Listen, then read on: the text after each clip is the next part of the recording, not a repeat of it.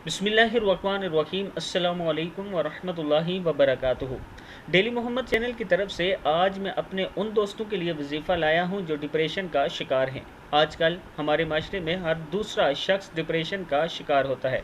कुछ घरेलू परेशानियां, कुछ जॉब की, इस तरह की कुछ ऐसी परेशानियां होती हैं कि आहिस्ता आहिस्ता बंदा मरीज़ बन जाता है। तो ये उन दोस्तों के लिए है, आप ये अमल करें, अल्लाह ताला आपकी मदद फरमाएंगे, डिप्रेशन भी आपका ख़त्म होगा और इंशाअल्लाह जो परेशानी होगी अल्लाह ताला वो भी हल फरमाएंगे। तो शुरू करते हैं आज का लेसन। बिस्मिल्लाहिर्रहमानिर्रहीम। डिप्रेशन के सताए इस अमल से दोस्ती लगा लें। पढ़ना क्या है?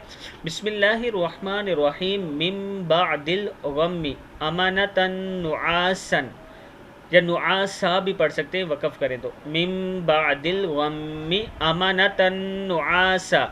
दिल के सुकून और डिप्रेशन के ख़ात्मे के लिए रोज़ाना 121 बार सूरह आल इमरान की आयत नंबर 154 का दर्जा ज़ैल हिस्सा पानी पर दम करके पिएँ और ख़ुद पर भी दम करें। इंशाअल्लाह इसका आपको इतना फ़ायदा होगा कि आप सोच भी नहीं सकते।